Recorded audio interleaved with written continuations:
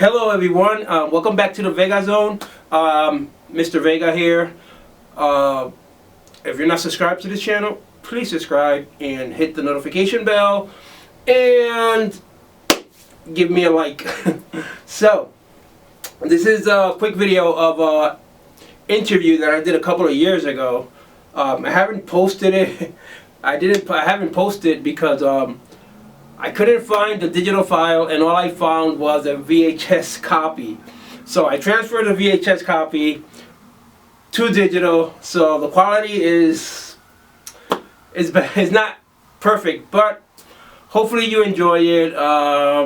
This was, I think, like 6 years ago or 5 years ago. I'm not sure.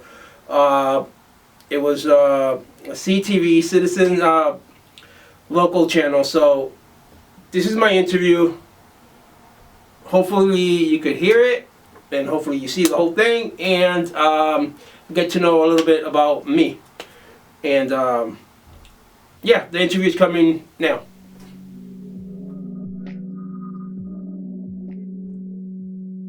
Hi, how you doing? Welcome to another episode of Community Corner, where we like to profile events going on in your community as well as people. I'm your host, Bob Gerard, and I'm sitting here with Vega. Jesus Vega. He is a creature designer, movie prop extraordinaire. How you doing? Great. Thanks for having me on the show. Yeah, no problem. Thanks for coming on. Now, before we get started, I gotta ask you, what is this thing right here? Well, this is Maria, as you can see. It's kind of like an idea I have for a ghost film. So I designed her and spoke with her, and hopefully she'll get to be in one of my films as a prop.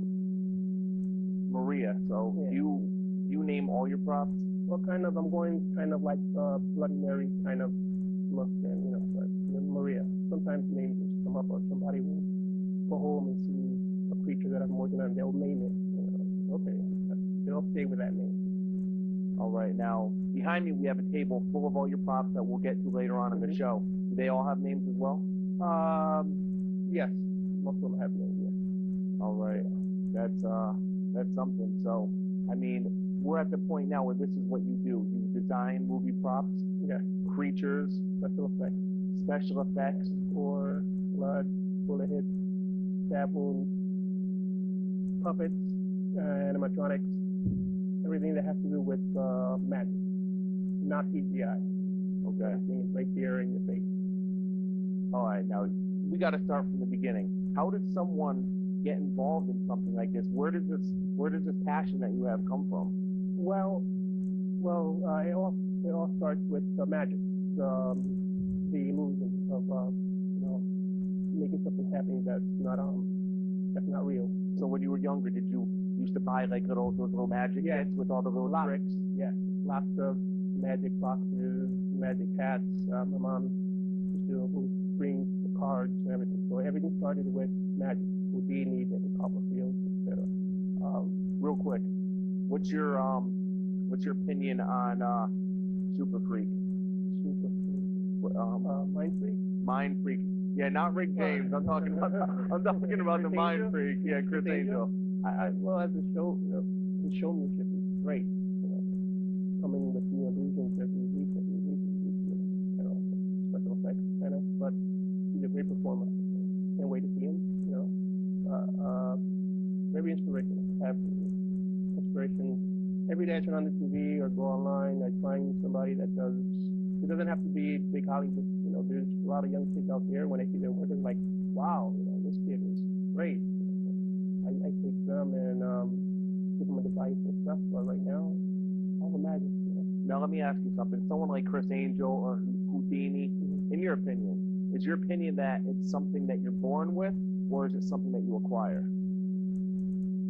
I've been doing interest since ever. If you ask me since when I started, saying 8 or 9, but if I keep thinking, it's like since ever.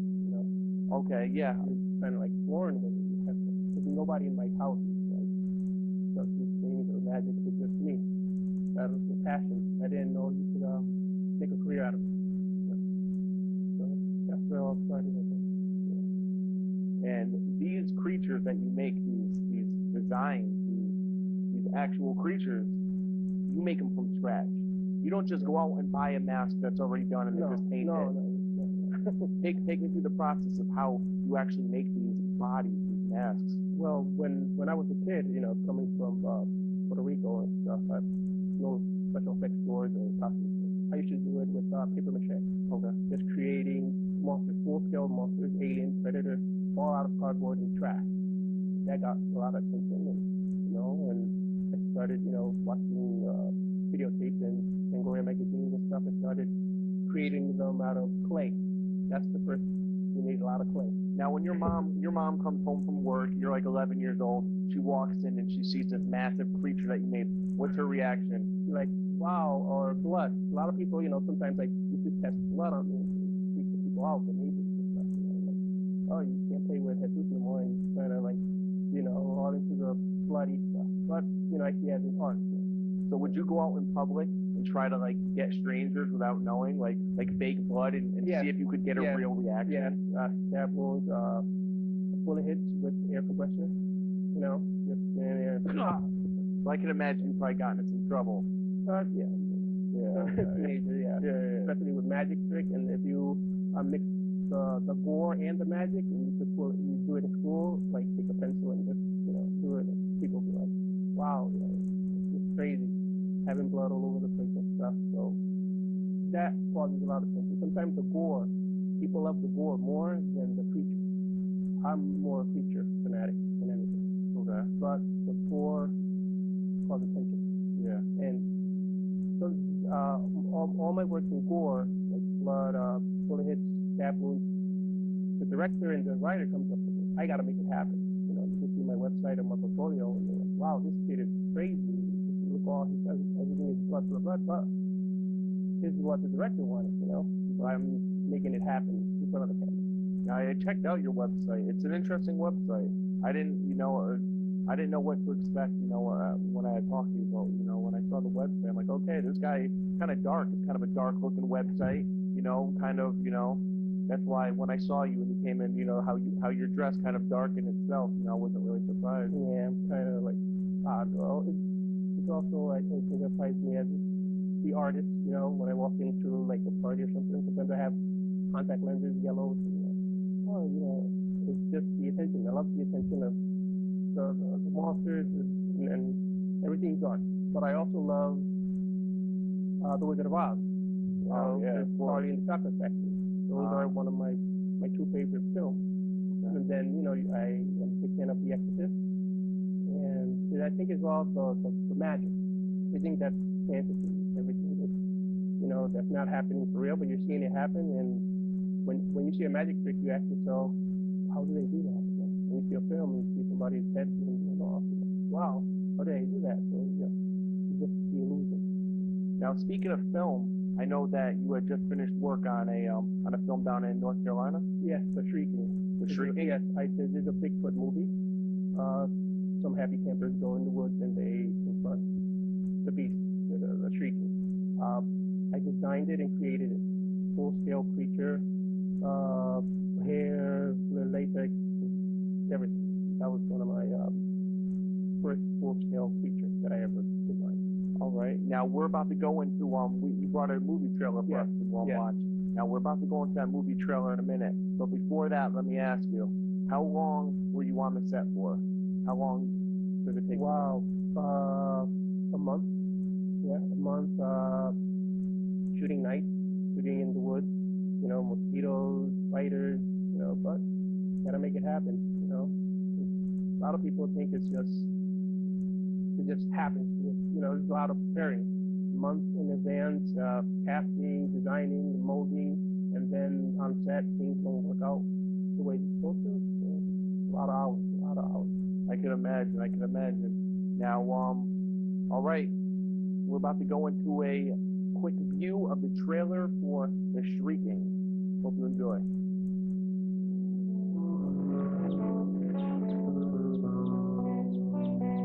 What do you think? Okay, I guess. You messed it up that much. No, I guess I don't. Nor was it my idea to come on a stupid trip anyway. Relax. And for 2 seconds, outside and enjoy yourself. It's only one night. I have that feeling about a school trip in life. Floating seems like a bad idea, you know? I gotta check this out. Wait, okay. 3 toes. Maybe it's Bigfoot. Be serious. A wolf? A bear? An outlier? I don't know. I'm no expert. But have you ever heard what Bigfoot sighting sounds like? What does it look like? Well, we do not know what is out there. What, do you have a better suggestion? I thought I saw something. Guys, come here. There's somebody over there. Are you sure? There's something out there. I don't want to go in there any more than you do, but we have to. And the fact is, the longer we wait, the worse it's going to be.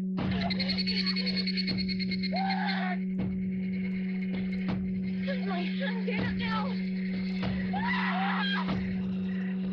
Where are you?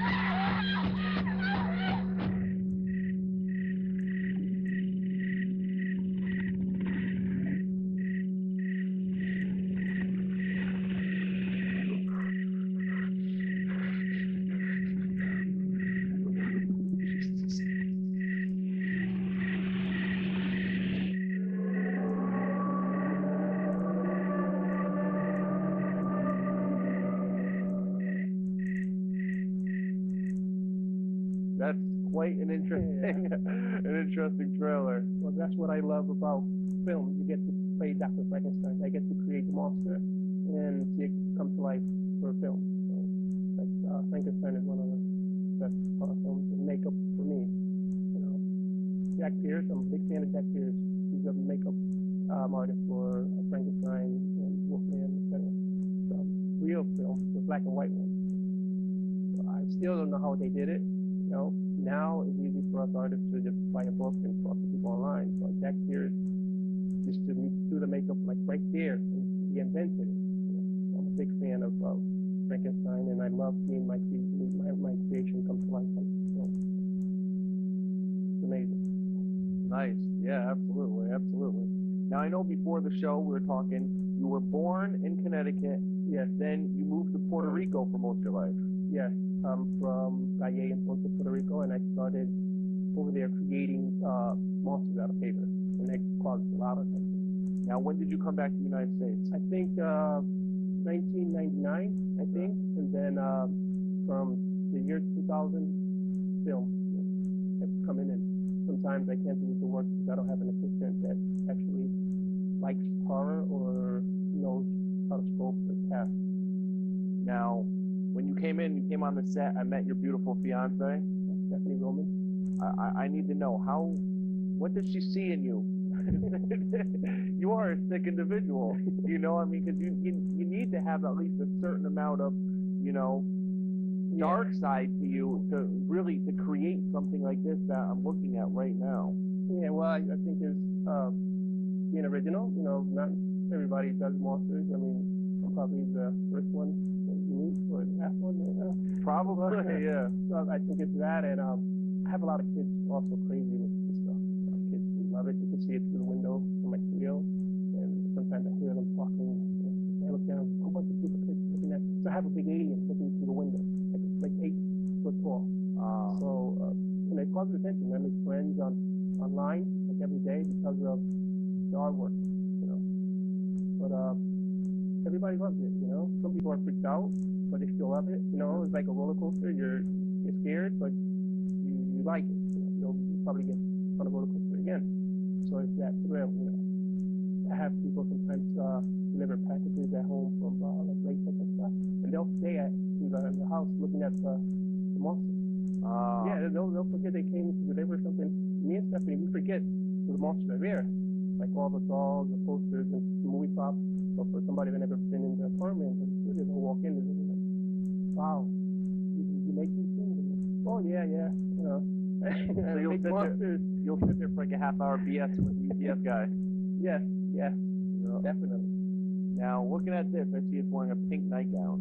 Now, is this your fiance's old nightgown? Where do you get these? Where, I mean, Sometimes, but I go to the Goodwill okay. and I buy. Hollywood also does the same thing for the costume designers to go to Goodwill, and they have a lot of original stuff, you know. So I go there and I look for clothes for the puppets, and depending on the design or whatever the director or I as a designer need, and I'll buy the wigs and stuff. So basically, the most expensive thing is just the latex and the plaster and the foam. So everything else is whatever I can get. Now, if you're in the mind state, like, okay, I'm in the Goodwill parking lot, I'm about to go in, I'm about to go buy a pink nightgown. Do you send your wife in there, or No, you go in there? I go in there. You go in there, test out, yeah. like, yeah, I'll take the pink one. Yes, actually, that's right. I wanted the pink one because you can see more of the burnt part, and Yeah. you can use it. But for a bullet hit, if I'm shooting a bullet hit or stab wound, something that requires a lot of blood, I always tell the director the actors need light costumes, light yellows, so they can see the blood or the burn in this case. Absolutely. Now, you were saying that UPS or whoever, they deliver the latex. So you make your masks from scratch. Yeah. From scratch. Now, how is it that you get the initial shape? How is it that you shape the nose, the eyes? Okay. It starts with an armature. An armature is what goes the first thing for everything, for sculpting a prosthetic makeup. Sometimes I have to have the actors at home so I could cast their face and make their face out of plastic. Okay. So the whole design comes with clay, lots of clay. And clay is amazing because if the director doesn't like the design, I can always change it, And then I have to mold it and then cast it in rubber. And then paint it, and then apply it on the actor or create a prop, like this one and the other props behind it. Now, I can only imagine how much patience you have to have, because I know on certain, on big motion pictures and stuff, they'll talk about makeup and special effects artists and stuff, and they spend like 5 hours a day applying everything. Yeah. So, you have to have a tremendous amount of patience, especially, I look at some of your pieces, over here and behind me on the table, and there's so much detail that goes into just a little piece. It comes with the passion. I have a passion for creating these things, and that's where the patience comes in. Sometimes people will, director, you're spending too much time on a little wrinkle. You're not going to see it on film, but I can see it as an artist. I can see it doesn't have much detail, or this is wrong, or this wrinkle doesn't belong. I spend a lot of time to get it right. But for to have a time limit, then it's the way it goes. A lot of blood covers up whatever mistake. The director likes it, then that's the way to go. Sometimes I don't have a say. It's the way the director, the producer wants the feature. If I don't like it, and I signed the contract, and they told me, oh no, it has to look a certain way. It can't be your way. You have to design it the way it's on the script. Even if I don't like it, it goes that way. So there's some downside to it. Yeah, I guess it's part of the business, though, right? Everyone's got to kind of bend a little bit with their passion if they want to turn it into a business to make money. Yes, definitely. But until this day, everything is going great. I get to create monsters and magic on film and special effects, photography, and I'm also a balloon artist, face painter. So I kind of keep myself busy. I don't play a lot of video games. I know a lot of kids are interested in being a rapper or a writer or professional boxer, but they spend a lot of time on video games, hours and hours a day. I don't play video games. I focus on what I love to do, which is magic and special effects. So I'm basically all day creating. Even if it's not for film, I'm at home creating monsters and dolls and puppets, testing bullet hits and stab wounds and a whole bunch of stuff. Now, your passion is this, but you're also stemming off doing face painting, so it just kind of branches off into all these little areas, right? Yes, my fiance Stephanie is a cake designer, so when they order a cake, they also look for a face painter for kids or a balloon sculptor. I do a lot of volunteer work as a balloon artist. So Stephanie's done face painting. I got involved in face painting because of Stephanie, and then I did practice the balloon part because of the magic. the clowns they do the magic and they do the juggling. I love juggling also. So, but I've got a lot of attention with the balloons. People love balloons. Oh yeah, They'll see the special effects, they're like, wow, this is way off. So pretty much you have a built-in customer. When you get them young and you're building little, you're Dogs. you're doing dogs for them. Come see me in a couple years, kids. I'll scare the crap out of you. The kids, the kids love the props, and stuff. I try not to show my portfolio to everybody because there's a lot of stuff there, really gory. But the puppets and stuff, you can see, and it's not all about blood and guts. There's a lot of stuff. Most of the puppets and stuff are for drama. It's like dark drama and stuff. I created bullets for comedy also. Nowadays you see special effects throughout every movie. Black eyes, black and blue.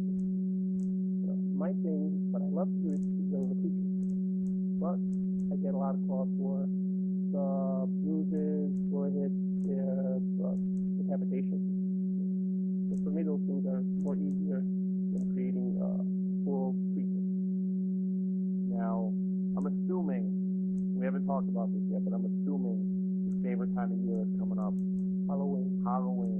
Yeah, right? I love Halloween. I mean, what are you the type of house that everyone talks about, the house on the corner? Every Halloween they outdo all the neighbors, or what? Well, they expect the makeup to be like, okay, let's see what he has this year. And Stephanie loves the makeup, so on Halloween I focus on her makeup. Okay. Because I have to do her face cast, to do the sculpting, her contacts, her teeth. I got to mold her teeth for she to have nice looking dentures. But yeah, people expect the best makeup, and every year I got to push it. Of course. Every year. So this year I'm actually, getting ready. I love this month because I could get all the wigs. They're everywhere, and all the all the props and stuff. Halloween warehouses pop open for 2 months and they close. Especially the ball caps. Ordering ball caps, from New York or California, just half. So now I just stack up on ball caps. I buy a lot of stuff. And fake blood, sometimes body prop. Like if the director needs a body prop like really quick, so I just get one now from a Halloween store and just paint it and fix it really quickly. So yeah, I love it. So on Halloween, you're working on your fiance, the painting and whatnot. How many hours goes into? Wow, like 5 hours. Sometimes people will call. I have this party. Can you, do my makeup really quick, or can you give me but I focus on her. And I'm like a perfectionist. I'm never satisfied. I'm always trying to get it right. Well, of course, yeah. You don't wanna half step anything. When your name is on it, and you're co-signing what it is, you don't want them to say, oh, yeah, hey, Seuss did my makeup. Oh, it doesn't look too good. You want them to say, man, he went over the top with that. Yeah, can I have his number? Absolutely. Definitely. So I focus on her makeup, and then if I have time, I do my own makeup. So, all right. Well, we have a few minutes left in the show. You want to head over to the table so we can check out some of the stuff that you have? Yeah, sure. Careful with the mics. I know we're wired up still. Yep. All right.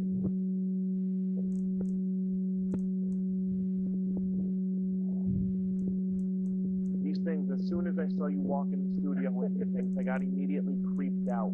Yeah. Are any of these going to come to life? Or? No, this one is from the Shrieking, the trailer that you just saw. The creature in the woods. That one right there is the Bigfoot? Yeah, this is my design. The director loved it, so we kept this one. In the film, it's a different color, but this is the first copy that I made. There is I don't know if the camera can get it or not, but there is so much detail in the wrinkles, with the nostrils, with everything on this mask. Yeah, I sculpted it, I think, in one day. A day of sculpting, a day of molding, and then, painting is the easiest process. And this one, I just created her for a film in New York called Gretchen. The director wanted a rag doll. And so the original one is, her hair is made out of yarn and stuff. This is my copy. So you can't use the same thing. No. You can't use the identical image that was used in the movie. No, once I sign the contract, that's theirs. Okay. I don't get to keep most of the stuff.